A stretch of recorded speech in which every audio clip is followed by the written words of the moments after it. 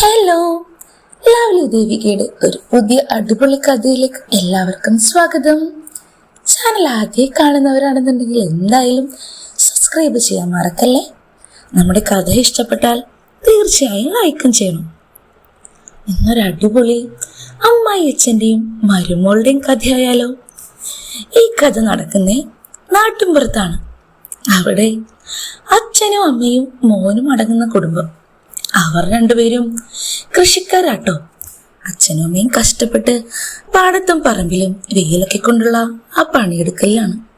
മോനെ കൊണ്ട് ഒരു ജോലി അവർ ചെയ്യിക്കില്ല. നല്ലൊരു ജോലിയൊക്കെ വാങ്ങി നല്ലൊരു വിവാഹമൊക്കെ കഴിപ്പിച്ച് തങ്ങൾ കഷ്ടപ്പെടുന്ന പോലെ ജീവിക്കാതെ അവന് നല്ലൊരു ജീവിതം കിട്ടട്ടെ എന്നാണ് അച്ഛൻ്റെ അമ്മയുടെ ആഗ്രഹം. താഴെയും തലയിലും വെക്കാതെ വളർത്തിയ അവന്റെ പേര് അജയൻ എന്നായിരുന്നു. അജയൻ ഇപ്പോൾ 24 വയസ്സായി. പെണ്ണ് നോക്കാൻ അച്ഛനും അമ്മയും തുടങ്ങിയിട്ടുണ്ടെങ്കിലും അവന് നന്നായിട്ടൊരു സർക്കാർ ജോലി കിട്ടിയിട്ട് തന്നെ മതിയെന്നാണ് അവരുടെയൊക്കെ ആഗ്രഹം. ഇങ്ങനെ ഒരു ദിവസം പറമ്പിൽ കാര്യമായി കിളച്ചുകൊണ്ടിരിക്കുകയായിരുന്നു അജയന്റെ അച്ഛൻ. കൂടെ സഹായത്തിന് അമ്മയുണ്ട്. അപ്പോഴേക്കും അയൽക്കാരി ശൈലജ അങ്ങോട്ടേക്ക് എത്തി പറഞ്ഞു, ആ ഈ പണിയൊക്കെ ഒന്ന് നിർത്തിക്കേ, വേഗം രണ്ടാളും വീട്ടിലോട്ട് ചെല്ല്, അവിടെ വിരുന്നുകാരുണ്ട്. ആഹാ, ഇപ്പൊ ആരാ ഇപ്പൊ വിരുന്നുകാര് വരാൻ? അത് കേട്ട് അജയന്റെ അമ്മ ജോലി നിർത്തി. അവർ ഭർത്താവിന്റെ മുഖത്തേക്ക് നോക്കി. ആണോ, എങ്കിലേ വാ, നമുക്കൊന്ന് പോയി നോക്കിക്കളയാം. കൈയും മുഖമൊക്കെ അടുത്തുള്ള ചാലിലെ വെള്ളത്തിൽ കഴുകി രണ്ടുപേരും തലയിലെ കെട്ടും പണിയായുധങ്ങളുമൊക്കെ സൈഡിലേക്ക് ഒതുക്കി വീട്ടിലേക്ക് നടന്നു. നടക്കുന്ന വഴിയൊക്കെ എന്നാലും ആരായിരിക്കും വിരുന്നുകാര് എന്നുള്ള ചർച്ചയിലായിരുന്നു അച്ഛനും അമ്മയും. വീടിനടുത്തെത്തുമ്പോഴേക്കും കണ്ടു ഒരാൾക്കൂട്ടം. അയൽവക്കത്തുള്ള 3-4 വീടുകളിലെ ആൾക്കാർ വന്ന് നിൽക്കുന്നുണ്ട്. നടുക്കോട്ട് കയറി ശൈലജയാണ് അവരോട് കാര്യം പറഞ്ഞേ. ഇങ്ങോട്ടേക്ക് കയറി വാ, അകത്തിരിക്കുന്നത് ആരാണെന്ന് നോക്കിക്കേ. നോക്കുമ്പോഴേക്കും തങ്ങളുടെ മോൻ അജയൻ അതാ അവിടെ ഇരിക്കുന്നുണ്ട്.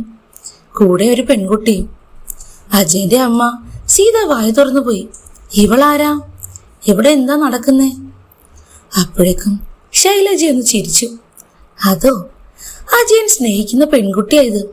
അങ്ങ് വടക്കുംപാട്ടുള്ളതാ. അവളെയും വിളിച്ചുകൊണ്ട് അവനിങ്ങ് പോന്നു. നോക്കി നിൽക്കാതെ നിലവിളക്ക് കത്തിച്ചങ്ങ് കൊടുക്ക സീതേ. അകത്തേക്ക് കയറട്ടെ പുതിയ മരുമോള്. മക്കളിനി ഇവിടെയല്ലേ ജീവിക്കണ്ടേ? കണ്ണിലേക്ക് ഇരുട്ട് കയറുന്നത് പോലെ തോന്നിപ്പോയി സീതയ്ക്ക്. തൊട്ടടുത്ത നിമിഷം അജയന്റെ അച്ഛൻ നിലത്തേക്കങ്ങ് ഊർന്നിരുന്നു പോയി. ഈശ്വരാ, എന്തൊക്കെയായി കേൾക്കുന്നേ? മോനെ പഠിപ്പിച്ച് ഒരു ജോലിയായിട്ട് മതി കല്യാണമെന്ന് വിചാരിച്ചിരുന്നതാ. അത് മാത്രല്ല, അവൻ അതിനുള്ള പ്രായമായിട്ടില്ല. 1-2 വയസ്സ് കഴിഞ്ഞ് മാത്രം മതി കല്യാണം എന്ന് വിചാരിച്ചു. പോരാത്തതിന് സാധനങ്ങളുടെ ലിസ്റ്റ് എഴുതി കൊടുത്താൽ മാത്രം കടയിൽ പോയി വരുന്ന, അതല്ലാതെ കണ്ടറിഞ്ഞ് വീട്ടിലെ കാര്യം നോക്കാൻ ഒരു കഴിവുമില്ലാത്ത ഇവൻ എങ്ങനെ ഒരു പെണ്ണിനെ പോറ്റും? അജയന്റെ അച്ഛന് ആകെ വല്ലായ്മ തോന്നി. എഴുന്നേൽക്ക് സീതേ, എന്തൊരു ഇരിപ്പായത്. നിലവിളക്കെടുത്ത് കൊടുക്കുന്നേ.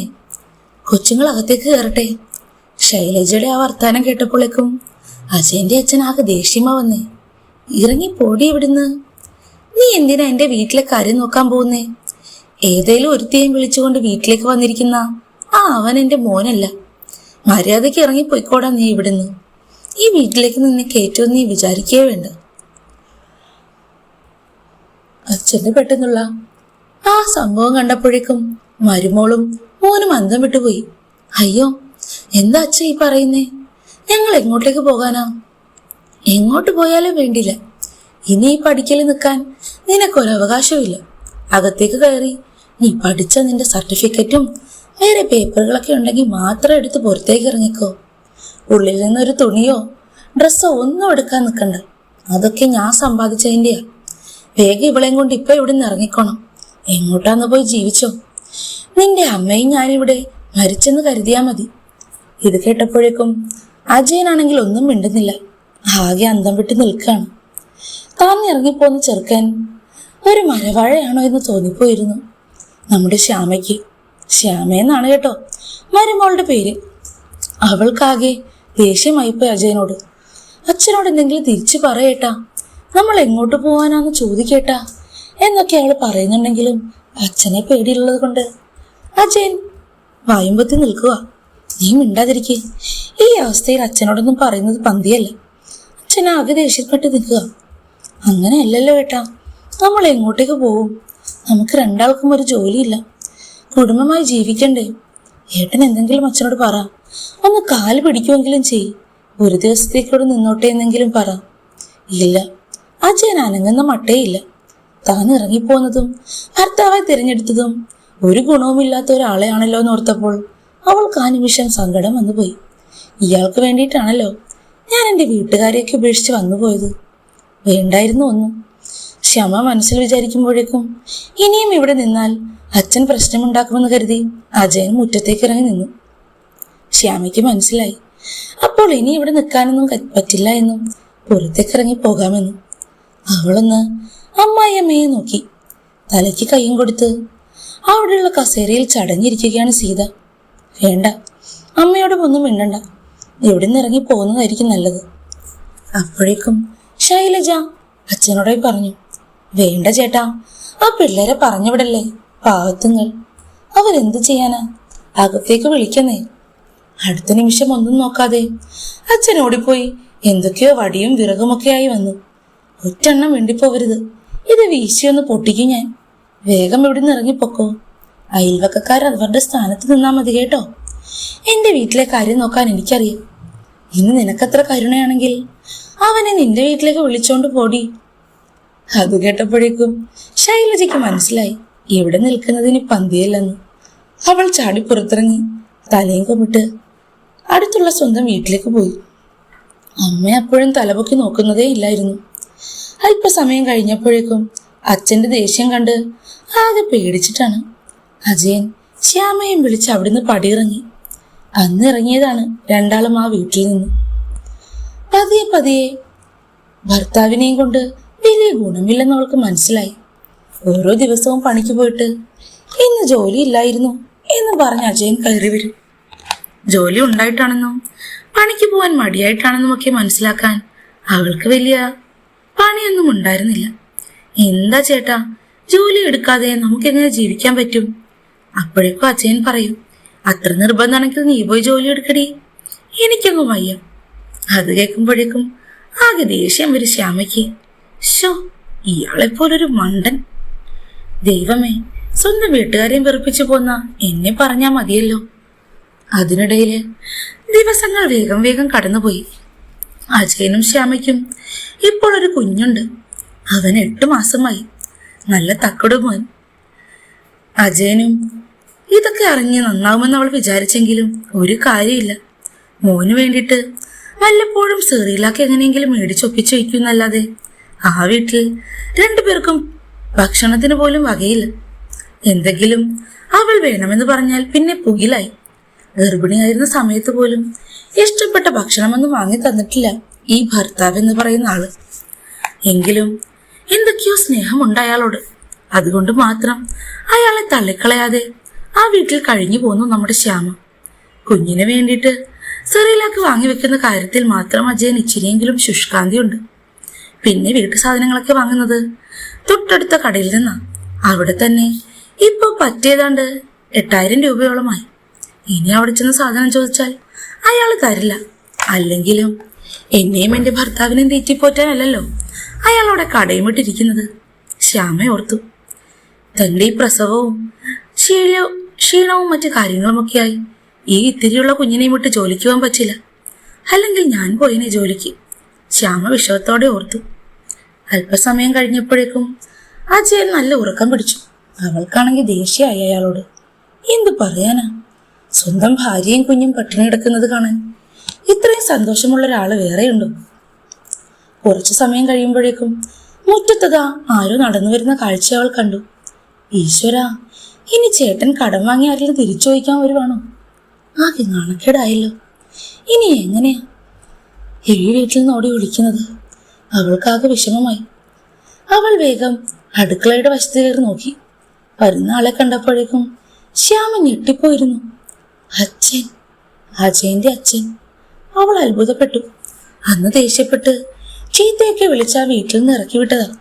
അതിനുശേഷം പിന്നെ ഇന്നാണ് അച്ഛനെ കാണുന്നത്. ആകെ വല്ലാണ്ടായിരിക്കണോ അച്ഛൻ. മുടിയൊക്കെ ആകെ പൊഴിഞ്ഞ് കഷണ്ടി കയറി തുടങ്ങി. താൻ കാണുമ്പോൾ ഇങ്ങനെയൊന്നും ആയിരുന്നില്ല. പറമ്പിൽ പണിയെടുക്കുന്നത് കൊണ്ടുള്ള ആ ഉറച്ച ശരീരം, പക്ഷേ നല്ല ക്ഷീണമുണ്ട് മുഖത്ത്. അത് പോരാത്തതിന് അച്ഛൻ വീട് ലക്ഷ്യം വെച്ച് നടന്നു വരുന്നതും ഈ വഴിയൊക്കെ എങ്ങനെ അറിഞ്ഞു? അവൾ പെട്ടെന്ന് ഓടി മുറിയിലേക്ക് ചെന്നു. അജയേട്ടാ, എഴുന്നേൽക്ക്, ദേ അച്ഛൻ വരുന്നു. അജയനെ പോലൊരു മടിയൻ ലോകത്ത് കാണില്ല. ഒന്ന് പോടി, അച്ഛനിപ്പോ ഇങ്ങോട്ട് വരാൻ പോവല്ലേ. നീ നുണ പറയൊന്നും വേണ്ട. അച്ഛൻ അല്ലെങ്കിലും നമ്മളോട് ദേഷ്യ. ദേ അജയേട്ടാ, അച്ഛന് ദേഷ്യം ഉണ്ടായിട്ടാണോ ഇപ്പൊ നമ്മളെ അന്വേഷിച്ച് വരുന്നേ? ഒന്ന് എഴുന്നേറ്റേ അങ്ങോട്ട്, അച്ഛൻ വന്നിരിക്കുന്നു ഉമ്മറത്ത്. നീ എന്ത് പറഞ്ഞാലും ഇപ്പൊ ഞാൻ എണീക്കില്ല. ശ്യാമേ, നീ നിന്റെ പണി നോക്കിപ്പോ. അവൾക്ക് ദേഷ്യം വന്നു. ഇയാളെ കൊണ്ട് തോറ്റല്ലോ, എന്തൊരു കഷ്ടമാ ദൈവമേ. നടും പുറത്തിൽ നോക്കി ഒരു ചവിട്ട് കൊടുക്കണമെന്ന് തോന്നിപ്പോയി ആ ഉച്ചമയക്കത്തിൽ കിടക്കുന്ന അയാൾക്ക്. ശ്യാമ പതിയെ ഹാളിലേക്ക് ചെന്നു. അപ്പോഴേക്കും പുറത്തെ ഡോറിലൊരു മുട്ട് കേട്ടു. അവൾ ഡോറ് തുറന്നു. അച്ഛൻ. അവൾ വിറയ്ക്കുന്ന ചുണ്ടുകളോടെ അയാളെ വിളിച്ചു. അച്ഛനാവട്ടെ മോളെ കരുണയോടെ നോക്കി. അജയൻ എന്തിയ മോളെ, അകത്തുണ്ടോ? അല്പസമയം രണ്ടുപേരും മിണ്ടാതിരുന്നെങ്കിലും അച്ഛൻ തന്നെ ആ മൗനം ഭജിച്ചു. അകത്തുണ്ടച്ച, ഭക്ഷണം കഴിച്ചിട്ട് കിടക്കുക. ആഹാ, അവനിന്ന് പണിയുണ്ടായിരുന്നില്ലേ? ഇല്ലായിരുന്നു. അച്ഛൻ എന്താ പുറത്തു തന്നെ നിൽക്കുന്നേ? അകത്തേക്ക് വാ. അവൾ അച്ഛനെ അകത്തേക്ക് ക്ഷണിച്ചു. അയാൾ ഉള്ളിലേക്ക് കയറി. ഒതുക്കി വെച്ചിരിക്കുന്ന ഒരു കുഞ്ഞു വീട്. ആവശ്യത്തിന് ഫർണിച്ചറുകളും മറ്റു കാര്യങ്ങളൊന്നുമില്ല. ഒരു മേശയും കസേരയും ഉണ്ട് എന്നല്ലാതെ വേറൊന്നും അവിടെ ഇല്ല. അജയന്റെ അച്ഛൻ അടുത്തുള്ള കസേരയിലിരുന്നു. അജയൻ. അപ്പോഴേക്കും അവൾ വീണ്ടും കൂടി അകത്തെത്തി. അജയേട്ടാ, അച്ഛൻ വിളിക്കുന്നു, ഒന്ന് എഴുന്നേറ്റ് വായോ. നിനക്കെന്താടി ഭ്രാന്താണോ നട്ടുച്ചയ്ക്ക്? അച്ഛൻ ഇപ്പൊ തന്നെ ഇങ്ങോട്ടേക്ക് വരാൻ പോവല്ലേ. നീട്ടി അയാളുടെ വായിൽ നിന്നൊരു ചീത്തവാക്കം കേട്ടപ്പോഴേക്കും ശ്യാമ ആകെ വിഷമിച്ചു പോയി. ഒന്ന് മിണ്ടാതിരിക്കുക, അപ്പുറത്ത് അച്ഛനിരിക്കുന്നുണ്ട്. ഇതൊക്കെ കേട്ട് കഴിഞ്ഞാലുള്ള അവസ്ഥ എന്താ? ഓ, ഇവളെ കൊണ്ട് തോറ്റു. മനുഷ്യനെ കിടത്തി ഉറക്കത്തുമില്ല.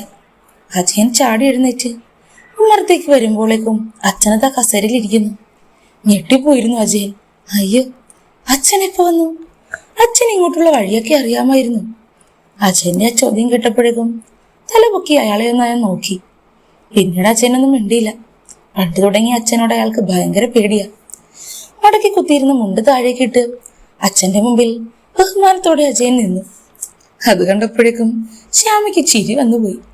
എവിടെ പോയി ഇയാളുടെ വീരശൂര പരാക്രമമൊക്കെ എന്ന് ഓർത്തുപോയിരുന്നു ശ്യാമ. അപ്പോഴേക്കും അച്ഛനിവിടെ ഇരിക്കെ, ഞാൻ ചായ എടുക്കാം. ഇതും പറഞ്ഞ് ശ്യാമ അടുക്കളയിലേക്ക് ചെന്നു. അല്പസമയം കഴിയുമ്പോൾ കുറച്ച് തേയിലയും പഞ്ചസാരയും മാത്രമുണ്ട് അവിടെ. അജയേട്ടാ, ഒന്നിങ്ങോട്ട് വന്നേ. അവളയാളെ അടുക്കളയിലേക്ക് വിളിച്ചു. എന്താടി? ദേ നോക്ക്, ചായ ഇടാൻ ഒന്നുമില്ല. പോയൊരു പാല് വാങ്ങിച്ചുകൊണ്ട് വന്നേ.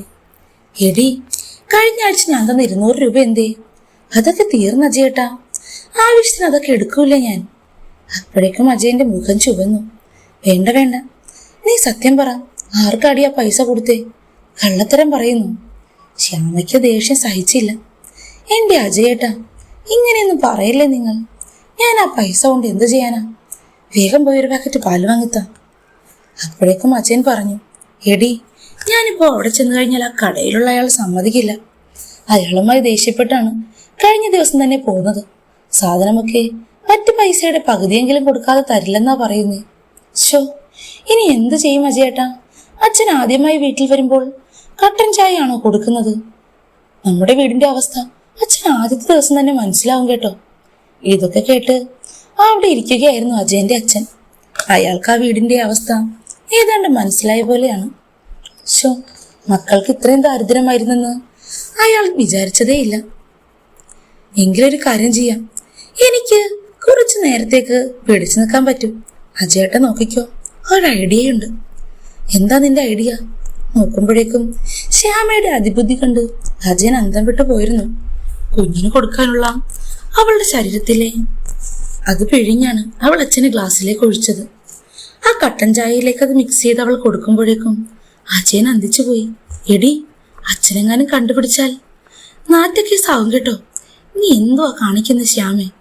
എങ്കിലും മരുമോളുടെ ആ വർത്താനവും അവിടെ നടക്കുന്നതും അറിഞ്ഞപ്പോൾ അജയന്റെ അച്ഛൻ ആകെ സ്വർഗത്തിലെത്തിപ്പെട്ടതുപോലെ അയാൾക്ക് വികാരത്തിന്റെ തള്ളിച്ച വന്നുപോയി. തന്റെ മരുമോള് കൊള്ളാലോ, ആള് തരക്കേടില്ല. ഭർത്താവിനെ വായിൽ വന്ന മൂന്നാല് പൊളിച്ച ചീത്തയും വിളിച്ച് അവൾ അച്ഛന് ആ ചായ കൊടുക്കാനായി ചെന്നു. സ്വന്തം മരുമോളുടെ ദേഹത്തെ പാലാണിതെന്ന് അറിഞ്ഞുകൊണ്ട് തന്നെ അജയന്റെ അച്ഛൻ അത് വാങ്ങി കുടിച്ചു. അച്ഛൻ കണ്ടുപിടിക്കുമോ എന്നുള്ള വല്ലാത്ത അവസ്ഥയിലായിരുന്നു അജയനും ശ്യാമയും ആ സമയത്ത്.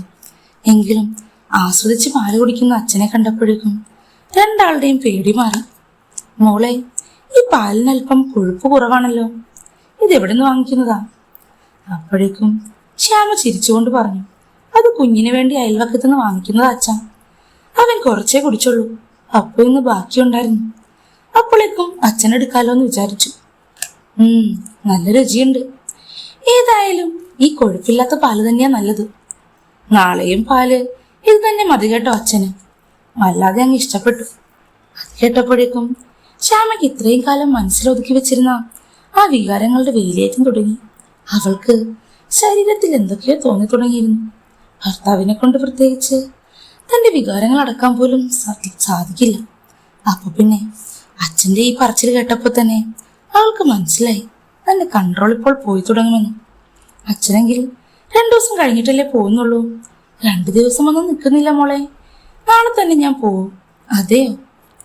ഇവിടെ ഉച്ചയ്ക്ക് ഭക്ഷണത്തിന് വേണ്ടി കറി വെക്കാനുള്ളതൊക്കെ ഉണ്ടോ? അച്ഛൻ ചോദിച്ചു. ഒന്നും ഇരിപ്പില്ല അച്ഛാ, ശ്യാമ സങ്കടത്തോടെ പറഞ്ഞു. എവിടെന്നാ അതൊക്കെ മേടിക്കുന്നേ? അടുത്തുള്ള പീടിയെന്നാ. അപ്പോഴേക്കും ഞാൻ പോയി സാധനങ്ങളൊക്കെ വാങ്ങാമെന്ന് പറഞ്ഞ് അച്ഛൻ അപ്പുറത്തേക്ക് ചെന്നു.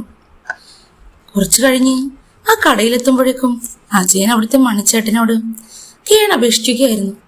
നാളത്തേക്ക് കുറച്ചെങ്കിലും കാശ് തന്ന് തീർക്കാൻ ചേട്ടാ. ഇപ്പൊ കുറച്ച് അരിതാ. അരി മാത്രമല്ല, അതിനൊപ്പം കുറച്ച് പച്ചക്കറികളും വേണം. അരിപ്പൊടിയും പിന്നെ ഒരു തേങ്ങയും കൂടെ തരൂ. അപ്പോഴേക്കും അയാൾ അജയനെ ആട്ടുന്ന പോലെ പറഞ്ഞു, നിന്നെയും നിന്റെ ഭാര്യയും തീറ്റിപ്പോറ്റാനല്ല കേട്ടോ ഞാനിവിടെ കട തുടങ്ങിയിരിക്കുന്നത്. വേണമെങ്കിൽ വല്ല പണിക്കും പോയിട്ട് മര്യാദയ്ക്ക് പറ്റുകാശ് തന്ന് തീർക്കടാ. അത് കേട്ടപ്പോഴേക്കും അജയനാകെ വല്ലാണ്ടായി. തൊട്ടു പിറകിലുള്ള അനക്കം കേട്ടപ്പോൾ അജയൻ ഞെട്ടിപ്പോയി. അച്ഛനെല്ലാം കേട്ടല്ലോ. നാണക്കേടായി. എന്ത് പറ്റി അജയ? അപ്പോഴേക്കും കടക്കാരൻ പറഞ്ഞു, എന്റെ പൊന്നു ചേട്ടാ, ഇവിടെ പറ്റി തുടങ്ങിയിട്ട് എത്ര കാലായിന്നറിയാം. കുറച്ചെങ്കിലും തിരിച്ചു തരണ്ടേ? എനിക്ക് കൊടുക്കാൻ മടിയായിട്ടല്ല, ഞാനും ഈ കിട്ടുന്ന പൈസ കൊണ്ടാ കുടുംബം പുലർത്തുന്നേ. എന്റെ കച്ചവടവും നടക്കണ്ടേ? ഇതൊക്കെ മുട്ടിപ്പോയി കഴിഞ്ഞാൽ എന്ത് ചെയ്യാനാ? എനിക്കാരും സൗജന്യമായി ഒന്നും കൊണ്ട് തരാനില്ല. അയാളുടെ വർത്താനം കേട്ടപ്പോഴേക്കും അച്ഛൻ പറഞ്ഞു, തൽക്കാലം ഈ പൈസ പിടിക്കേ.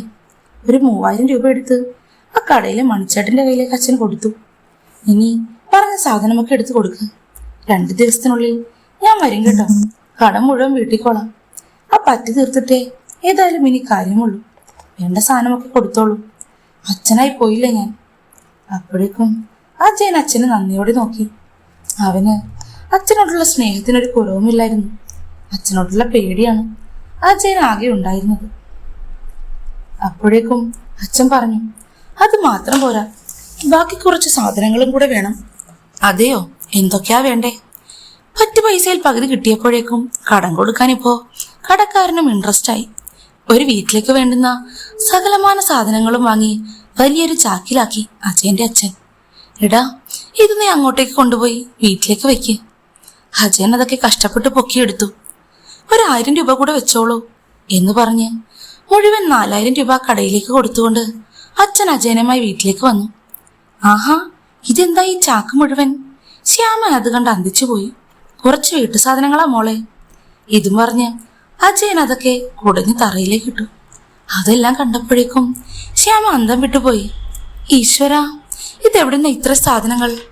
താൻ ഈ വീട്ടിലേക്ക് വന്നത് പിന്നെ വീട്ടു സാധനങ്ങളൊക്കെ കണ്ണിന് മുന്നിൽ ഇത്രയധികം കണ്ടിട്ട് പോലുമില്ല.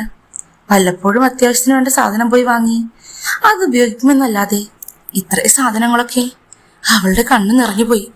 അച്ഛൻ ആശ്വസിപ്പിച്ചു. പൊന്നു മോളെ, മോള് വിഷമിക്കൊന്നും വേണ്ട. ഇനി അച്ഛനില്ല എല്ലാ കാര്യവും നോക്കാൻ. മോളതുകൊണ്ട് ഒരു മടിയും വിചാരിക്കേണ്ട കേട്ടോ. എന്തൊക്കെയാ വേണ്ടതെന്ന് ആ കടയിൽ പോയി പറഞ്ഞ് ചോദിച്ചു വാങ്ങിക്കോളൂ. അച്ഛൻ ഏതായാലും അവിടുത്തെ പറ്റിന്റെ പകുതിയും തീർത്തിട്ടുണ്ട്. ശ്യാമയ്ക്ക് അച്ഛനോട് നന്ദി തോന്നി. അല്ലെങ്കിലും തങ്ങളുടെ ഈ അവസ്ഥ അറിയാൻ വേറെ ആരുമില്ലല്ലോ, അച്ഛനെങ്കിലും ഉണ്ടല്ലോ. അവൾക്ക് സന്തോഷമായി. അപ്പോഴേക്കും അജയൻ ശ്യാമയെ നോക്കി പറഞ്ഞു, അച്ഛൻ 4000 രൂപ കൊടുത്തടി അയാൾക്ക്. അപ്പോഴേക്കും അജയന്റെ ചെവിട്ടിൽ വന്നവൾ പറഞ്ഞു, അങ്ങനെയാ മനുഷ്യ ആണുങ്ങള്, അല്ലാതെ നിങ്ങളെപ്പോലെ ജോലിയും വിലയും ഇല്ലാതെ ഇങ്ങനെ മണക്കൂസനെ പോലെ ഇരിക്കുമല്ല. ശ്യാമയുടെ പറച്ചിൽ കേട്ടപ്പോൾ അജയൻ ജാള്യതയോടെ ചിരിച്ചു. കുഞ്ഞെഴുന്നേറ്റ മോളെ, ആൺകുട്ടിയാണോ പെൺകുട്ടിയാണോ? ആൺകുട്ടിയാണച്ചാ. അവൾ കുഞ്ഞിനെ എടുത്ത് അച്ഛന്റെ കയ്യിലേക്ക് കൊടുത്തു. വാത്സല്യത്തോടെ അയാൾ കുഞ്ഞിനെ നോക്കി. ആദ്യമായിട്ടാ കുഞ്ഞൊരു സുരക്ഷിതമായ കരങ്ങളിൽ അമർന്നിരിക്കുന്നത് അവൾ അറിയുന്നു. കുഞ്ഞിനെ ആവോളം ലാളിച്ചിട്ട് അച്ഛൻ തിരിച്ചു കൊടുത്തു. നാളെ ഞാൻ പോകും കേട്ടോ മോളെ. നാളെയോ? നാളെ പോവണ്ട അച്ഛാ, 2 ദിവസം കൂടി നിന്നിട്ട് പോവാം. അങ്ങനെ പറഞ്ഞാൽ ശരിയാവില്ലല്ലോ മോളെ. ആ വീട് അവിടെ കിടന്ന് നശിച്ചു പോവില്ലേ? പിന്നീട് ഒരിക്കൽ ഞാൻ വരാം ഇങ്ങോട്ടേക്ക്. അപ്പോഴേക്കും ശ്യാമയുടെ കണ്ണു നിറഞ്ഞു. അച്ഛാ, അച്ഛനോട് പണ്ട് ഞാൻ ഒരുപാട് ഒച്ചയുണ്ടാക്കിയിട്ടുണ്ട്, ചീത്തയും വിളിച്ചിട്ടുണ്ട്. ഇപ്പോഴൊരു കുഞ്ഞുണ്ടായപ്പോഴാണ് എനിക്ക് അച്ഛൻ്റെ അന്നത്തെ അവസ്ഥ മനസ്സിലായത്. അച്ഛനോട് ക്ഷമിക്കണം. അപ്പോഴേക്കും അച്ഛൻ അവളെ ആശ്വസിപ്പിച്ചു. സാരമില്ല ശ്യാമ മോളെ, അച്ഛൻ നിന്നോട് ഒരു ഇഷ്ടക്കേട് മനസ്സിൽ വെച്ച് പറഞ്ഞതല്ല. ഇവനെ പോലെ വീട് നോക്കാൻ അറിയാത്ത ആളുടെ ഒപ്പം താമസിക്കാൻ ഇറങ്ങി പുറപ്പെട്ടാൽ ആകെ നശിച്ചു പോകും. അതുകൊണ്ടാണ്. ആകെ ഒരു ഇളിയും വിളിച്ച് അവരുടെ മുമ്പിൽ നിന്നിരുന്നു. അപ്പോഴേക്കും അജയൻ, മോള് പോയി ഉച്ചയ്ക്കത്തേക്കുള്ള സാധനങ്ങളൊക്കെ ഉണ്ടാക്കുക, അല്ലെങ്കിൽ അത്താഴത്തേക്കുള്ള ഭക്ഷണമൊക്കെ ഉണ്ടാക്കി വെക്കും. എന്തായാലും വൈകുന്നേരം അച്ഛൻ ഒരു പാലൊഴിച്ച ചായ കൂടെ വേണം കേട്ടോ. നേരത്തെ മോള് തന്നതുപോലത്തെ തന്നെ. ശ്യാമയ്ക്ക് അത് കേട്ടപ്പോൾ വല്ലാത്ത ചിരി വന്നു. ശരി അച്ഛാ. അവൾ അതും പറഞ്ഞ് അടുക്കളയിലേക്ക് ചെന്നു. അമ്മായി അച്ഛന് വേണ്ടി ആ പാലൊഴിച്ച് ചായ തയ്യാറാക്കാൻ അവൾക്ക് വല്ലാത്ത വിരുദായിരുന്നു. ഇതൊക്കെയാണ് അവിടെ നടക്കുന്നതെന്ന് അറിഞ്ഞിട്ടും അയാൾ അതൊക്കെ കണ്ടില്ല എന്ന് നടിച്ചു. ആസ്വദിച്ച് മോളുടെ ദേഹത്തെ അത് വലിച്ച് അയാൾ അവൾ കൊണ്ടുവന്നപ്പോൾ തന്നെ ആ ഗ്ലാസ് ചുണ്ടോട് ചേർത്ത് വലിച്ചു കുടിച്ചു. എന്തൊരു രുചിയാണ്. നാളെ രാവിലെയും ഇത് തന്നെ മതി. അപ്പോഴേക്കും ശ്യാമ ചിരിച്ചു. അച്ഛന് വേണമെങ്കിൽ ഞാൻ പാലായിട്ട് തരാം, തേയിലപ്പൊടി ഇടാതെ. മതി മോളെ, എങ്കിൽ അങ്ങനെ മതി. ഒരുപാട് നാളായി പാലും വെള്ളം കുടിച്ചിട്ട്. ഈ വർത്താനമൊക്കെ അച്ഛനും മോളും കൂടെ അവിടെ പറയുന്നത് കേൾക്കുന്നുണ്ടെങ്കിലും അജയന് പ്രത്യേകിച്ച് മറുപടിയൊന്നുമില്ല. അയാൾ അവിടെ വായും പൊളിച്ചു നിന്നു. കുറച്ചു സമയം കഴിഞ്ഞപ്പോഴേക്കും രാത്രിയിലത്തേക്കുള്ള ഭക്ഷണം തയ്യാറായി. മീനും ചോറുമൊക്കെയായി ആസ്വദിച്ചന്ന് 3 ഭക്ഷണം കഴിച്ചു. അന്ന് ഉറങ്ങാൻ നേരത്ത് ഞാൻ ചായപ്പിൽ കിടന്നോളാം മോളെ എന്നായിരുന്നു അജയന്റെ അച്ഛൻ പറഞ്ഞിരുന്നത്. വേണ്ട മോളെ, ഞാൻ ഇവിടെ അപ്പുറത്ത് ചായപ്പിൽ കിടക്കാം, മോളൊക്കെ ആ മുറിയിൽ തന്നെ കിടന്നോളൂ. വേണ്ട, അച്ഛൻ ഈ മുറിയിൽ തന്നെ കിടന്നോളൂ. എന്താന്നോ, ചായപ്പിൽ നല്ല തണുപ്പാണച്ഛാ. അങ്ങനെ കഷ്ടപ്പെട്ട് അജയന്റെ അച്ഛനെ അവൾ അടുത്തുള്ള മുറിയിൽ തന്നെ ഷീറ്റൊക്കെ വിരിച്ചു കിടത്തി. അച്ഛന്റെ മുൻപിൽ അച്ഛന്റെ ആ കൈക്കരുത്തെല്ലാം കണ്ടപ്പോഴേക്കും അവൾക്ക് വല്ലാത്ത കൊതിയായി. അജയനെ കൊണ്ട് പ്രത്യേകിച്ച് തനിക്ക് വലിയ ഇങ്ങനെ അസുഖം തീർത്തു തരാനൊന്നുമില്ല. അയാള് കൊതിയോടെ എന്തെങ്കിലും പറഞ്ഞാൽ പേരിന് എന്തെങ്കിലും ചെയ്തു കൊടുക്കുമെന്നല്ലാതെ അവളുടെ ആഗ്രഹങ്ങൾ തീർത്തു കൊടുക്കാനോ അവൾക്ക് സംതൃപ്തി കൊടുക്കാനോ അജയൻ ശ്രമിക്കാറില്ല. അയാൾക്ക് തൃപ്തിയാകുന്നതുവരെ ചെയ്യും, അത് കഴിഞ്ഞ് മാറിക്കിടന്നുറങ്ങും. അതായിരുന്നു അജയന്റെ പരിപാടി. ഇത്തവണ തൊട്ടടുത്ത മുറിയിൽ അച്ഛനുള്ളത് കൊണ്ട് തന്നെ അച്ഛനെ കേൾപ്പിക്കാൻ വേണ്ടി എന്തെങ്കിലുമൊക്കെ ഒപ്പിക്കണമെന്നുള്ള വാശിയായിരുന്നു നമ്മളുടെ ശ്യാമയ്ക്ക്. ഏട്ടാ, എനിക്ക് ചെയ്തതാ ഏട്ടാ, ഒന്ന് പോടി പെണ്ണെ, അപ്പുറത്ത് അച്ഛൻ കിടക്കുന്നുണ്ട്, നീ അടങ്ങി കിടക്ക് പ്ലീസ് ഏട്ടാ, എന്തിനായേട്ടാ എന്ന് പറഞ്ഞുകൊണ്ട് ശ്യാമ അജയന്റെ ദേഹത്തേക്ക് ആഞ്ഞു കയറാൻ തുടങ്ങി. അല്പസമയം കഴിയുമ്പോഴേക്കും അജയന്റെയും കൺട്രോൾ പോയി. അയാൾക്ക് തീരെ വലിപ്പമില്ലാത്ത തന്റെ ആയുധം കൊണ്ട് അവൾക്ക് പണിഞ്ഞു കൊടുത്തു. എങ്കിലും അതൊന്നും അവൾക്ക് മതിയാവില്ലായിരുന്നു. ഒച്ചയും ബഹളവും ഉണ്ടാക്കി തന്നെയാണ് ഉഗ്രനൊരു 1.5 പരിപാടി രണ്ടാളും കൂടി അവിടെ നടത്തിയത്. അല്പസമയം കഴിഞ്ഞപ്പോൾ തന്നെ അജയൻ വിഷമിച്ച് തളർന്നു വീണു. അയാളുടേതെല്ലാം കഴിഞ്ഞിരുന്നു. ശ്യാമയ്ക്കാണെ മതിയായിട്ടില്ല. എനിക്കെന്തെങ്കിലും സ്വന്തമായി ചെയ്താലേ ഉറക്കം വരുള്ളൂ, അല്ലെങ്കിലും ഭർത്താവെന്ന് പറഞ്ഞ് നടക്കുന്ന നിങ്ങളെ കൊണ്ട് എന്തിനു കൊള്ളാം. അതൊന്നും ഓർക്കാതെ അജയൻ കൂർക്കം വലിച്ചു തുടങ്ങി. തന്റെ മരുമകളുടെ കൊതിയും ആർത്തിയും തൊട്ടപ്പുറത്തെ മുറിയിൽ നിന്ന് അജയന്റെ അച്ഛന് മനസ്സിലാവുന്നുണ്ടായിരുന്നു. അയാള് സ്വന്തമായി ഒന്ന് തലോടി ആർത്തിയോടെ നീട്ടിയൊന്ന് പൊട്ടിച്ചു. ഒരു ഉഗ്രസ്ഫോടനം നടത്തി. മരുമോളാണെങ്കിലോ തൊട്ടിപ്പുറത്ത് ഒച്ചയും ബഹളവും ഉണ്ടാക്കി. അമ്മായി അച്ഛനെ കേൾപ്പിക്കാനുള്ള കൊതിയിൽ എല്ലാം നന്നായി തന്നെ ആസ്വദിച്ച് ചെയ്തു. അവളൊടുവിൽ മതിവരുവോളം ചെയ്ത് സുഖിച്ച് കിടന്നു ഉറങ്ങി. പിറ്റേ ദിവസം അച്ഛൻ ഇതൊക്കെ കേട്ടിട്ടുണ്ടാകുമല്ലോ എന്നുള്ള അവസ്ഥയിലായിരുന്നു ശ്യാമ. കൊതിയോടെ അച്ഛൻ്റെ മുന്നിൽ നാളെ രാവിലെ ചെന്ന് നിൽക്കണമെന്നും കണിയായിട്ട് അച്ഛൻ്റെ ആ കണി കാണണമെന്നൊക്കെ അവൾ മനസ്സിൽ വിചാരിച്ചു. പക്ഷെ എന്തു ചെയ്യാം, അവൾ ഉറക്കമണിക്കുമ്പോഴേക്കും അച്ഛനതാ പല്ല് തേച്ച് നിൽക്കുന്നു. പക്ഷേ അച്ഛൻ നേരത്തെ എഴുന്നേറ്റോ? എഴുന്നേറ്റു. പണ്ട് തുടങ്ങിയുള്ള ശീലമാ മോളെ. അല്പസമയം കഴിയുമ്പോഴേക്കും അച്ഛൻ എഴുന്നേറ്റിട്ടില്ലെന്ന് അയാൾക്ക് മനസ്സിലായി. അയാൾ ചെന്ന് മനുമോളോടെ പറഞ്ഞു, മോളെ, ഇന്നലത്തെ പാലൊഴിച്ച് തന്നെ ചായ മതി കേട്ടോ. അല്ല, രാത്രി നിങ്ങൾ രണ്ടാളും വഴക്കിട്ടോ? വല്ലാത്ത ബഹളം കേൾക്കുന്നുണ്ടായിരുന്നല്ലോ മുറിയിൽ. ശ്യാമ നാണത്തോടെ താഴേക്ക് നോക്കി. ഒന്ന് പോവച്ച, ഞങ്ങൾ വഴക്കുണ്ടാക്കിയതൊന്നുമല്ല. അത് പിന്നെ ഞങ്ങൾ രണ്ടുപേരും മനുഷ്യന്മാരല്ലേ, ഒരുപാട് പ്രായമായിട്ടില്ലല്ലോ, എന്തെങ്കിലുമൊക്കെ ചെയ്തു പോവില്ലേ അച്ഛ? അച്ഛൻ ചിരിച്ചു. ഏതായാലും അജയനേക്കാളും ആർത്തിയും തിടുക്കവും നിനക്കാണെന്ന് ഞാൻ മനസ്സിലായി മോളെ. ഏതായാലും അവിടുത്തെ മുഴുവൻ ശബ്ദവും ഞാൻ കേട്ടു. നീ ആള് കൊള്ളാം, മിടുക്കിയ. ശരിക്കും പറഞ്ഞാൽ അജയനെ പോലെയുള്ള ഒരു പുരുഷനായിരുന്നില്ല. നോക്ക്, ഈ അച്ഛനെ പോലെ കൈക്കരുത്തും കുറച്ച് ശരീരവുമുള്ള ഒരാണിനായിരുന്നു നിന്നെ കിട്ടേണ്ടിയിരുന്നത്. അവൾക്ക് അച്ഛനത് പറഞ്ഞപ്പോഴേക്കും അച്ഛനെല്ലാം മനസ്സിലാക്കിയെന്ന് മനസ്സിലായി. ശ്യാമയ്ക്കാകെ അല്ലാത്തൊരു സുഖം കൊണ്ടുള്ള ഒരു പെരുപ്പ് തോന്നി തുടങ്ങി ദേഹം മുഴുവനും. ശ്യാമയ്ക്ക് പ്രസവം കൂടെ കഴിഞ്ഞപ്പോൾ ദേഹം മുഴുവനും തുടുപ്പാണ് കേട്ടോ, നെയ്മുറ്റി നിൽക്കുന്ന ശരീരം. അവളെ കണ്ടു കഴിഞ്ഞാൽ ആർക്കായാലും ഒന്ന് ഇളക്കം വന്നു പോവും. പിന്നാമ്പുറവും ഉമ്മറവും അത്രയ്ക്കും മുഴുപ്പുണ്ട്. അവൾ അച്ഛനെ കാണിക്കാൻ വേണ്ടി ഇടയ്ക്കിടയ്ക്ക് ഓരോന്നിടാത്തേക്ക് നടക്കും. അച്ഛനാവട്ടെ തൻ്റെ മരുമകളോട് ഇത്രയും കൊതിയോടെ ഇതിനു മുന്നേ അയാൾ സമീപിച്ചിട്ടേയില്ല. ആസ്വദിച്ച് അവളുടെ ഓരോ ചലനവും അയാൾ കണ്ണുകൊണ്ട് ഒപ്പിയെടുത്തുകൊണ്ടേയിരുന്നു. അമ്മായിയമ്മ മരിച്ചിട്ട് ഒരുപാട് നാളായെന്നും അങ്ങോട്ടേക്ക് വരാൻ പറ്റാത്തതിൽ സങ്കടമുണ്ടെന്നും പറഞ്ഞപ്പോഴേക്കും അച്ഛൻ മോളെ ആശ്വസിപ്പിച്ചു.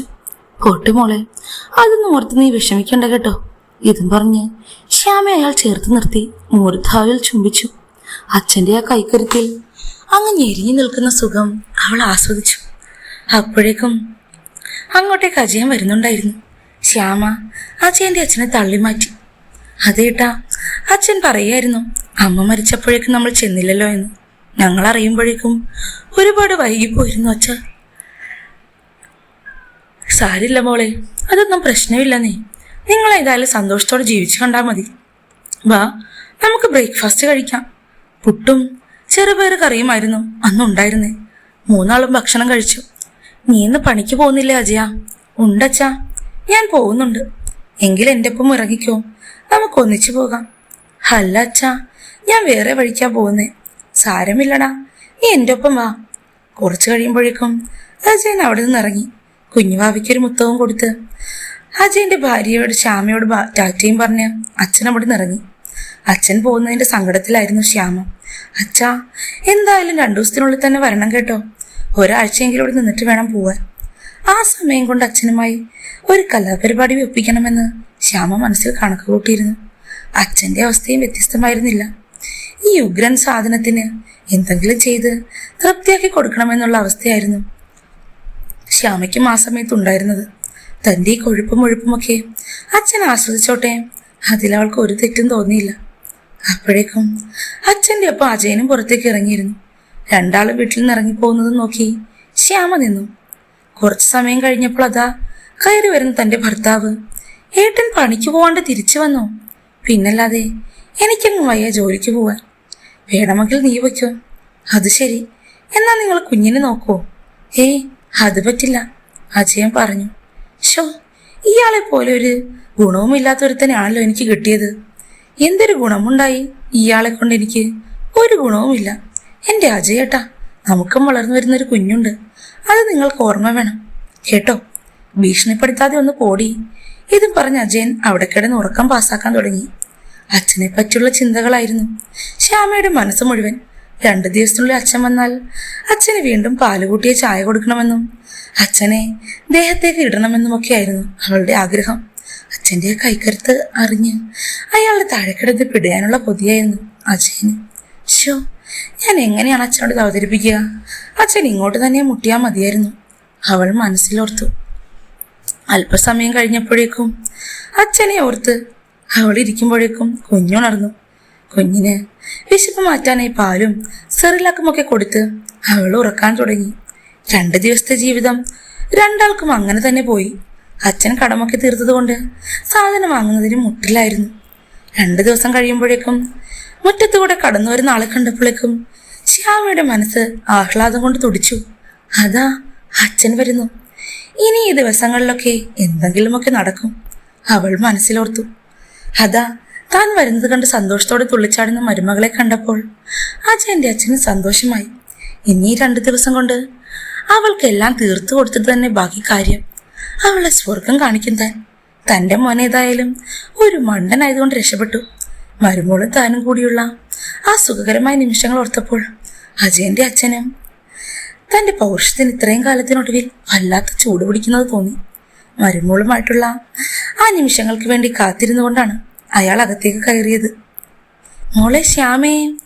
അച്ഛനോ? അകത്തേക്ക് വരൂ. നമ്മുടെ ഇന്നത്തെ സ്റ്റോറി ഇവിടം കൊണ്ട് അവസാനിക്കുന്നില്ല കേട്ടോ. ഇതിന് തീർച്ചയായും അടുത്ത പാർട്ടുണ്ട്. നമ്മുടെ ശ്യാമയാണെങ്കിലോ ആകെ കൊഴുപ്പ് മുറ്റി നിൽക്കുന്ന ഒരു സാധാരണ വീട്ടമ്മ. കുഞ്ഞിനാണെങ്കിൽ ജനിച്ചതിന് ശേഷം 8 മാസവും. അവളെ എങ്ങനെയൊക്കെ ആയിരിക്കും അമ്മായി അച്ഛൻ തൃപ്തിപ്പെടുത്തിയിട്ടുണ്ടാവുക. അതുമാത്രല്ല, ഭാര്യ മരിച്ചതിന്റെ ദുഃഖത്തിൽ പറമ്പിൽ പണിയെടുക്കത്തൊക്കെ നിൽക്കുന്ന ആ ഉറച്ച ശരീരമുള്ള അച്ഛന് എന്തൊക്കെയാവും ശ്യാമ തിരിച്ചും ചെയ്തു കൊടുത്തിട്ടുണ്ടാവുക. തൻ്റെ അച്ഛനും ഭാര്യയും കൂടി ഒന്നിച്ച് ചെയ്യുന്നതിൻ്റെ ദൃക്സാക്ഷിയാവാനായിട്ടായിരിക്കുമോ അജയന്റെ വിധി? നമുക്ക് ഈ കഥയുടെ സെക്കൻഡ് പാർട്ട് അധികം വൈകാതെ തന്നെ ഞാൻ ഇടുന്നതായിരിക്കും കേട്ടോ. തീർച്ചയായും എല്ലാവരും കേൾക്കണേ. അടുത്ത ദിവസം അടിപൊളി കഥയുമായിട്ട് നിങ്ങളുടെ സ്വന്തം ദേവു വീണ്ടും വരും. Bye bye dears.